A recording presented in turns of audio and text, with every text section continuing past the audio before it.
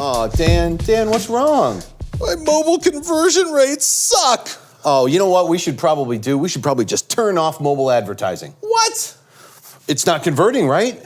Well, that's the myth, right? So when you look at mobile conversion rates in a vacuum, they're gonna suck relative to desktop. Oh, I get that. Vacuum and suck, nice. I've been practicing that for a week.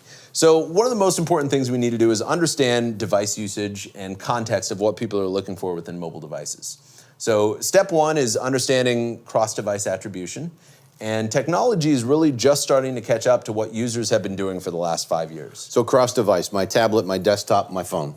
Where I am, what I'm doing. Right, so Universal Analytics moved from that device ID to that user ID. So I, as a user, am signed in on all these devices, and we can now understand what mobile does to the buying behavior that I have on a desktop or on a tablet. Google's also doing that within AdWords with estimated total conversion, so we can now look at conversions that happen on a desktop after someone had done their research on a mobile device. And when I think about my mobile device too, usually I'm looking for a place. I might be looking for something because I'm out with friends and I want to find a stat or something like that.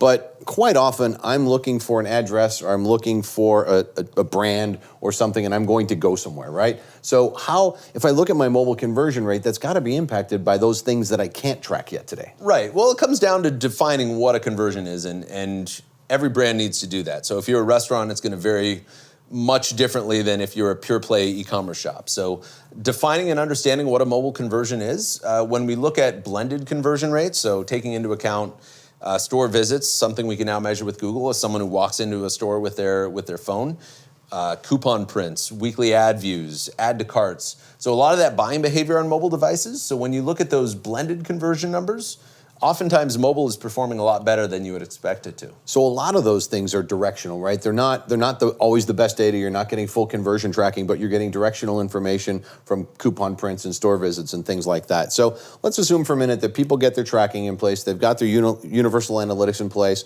and they're looking at estimated total conversions. How do they optimize their mobile campaigns? Right, so part of that comes down to ad copy, mobile landing pages, and having that right expectation with those calls to action.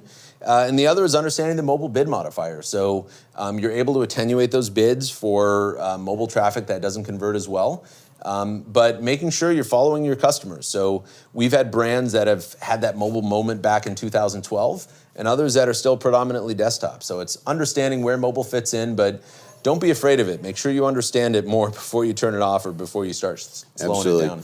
Do not turn it off. Great stuff, Dan. The quick tip takeaway is your mobile doesn't suck. Use the data, use the tracking, make sense of it, and you'll grow your business. Thanks for joining this segment of the Dan and Steve Show. We'll see you again soon. Like what you're seeing? Subscribe. Subscribe. Subscribe.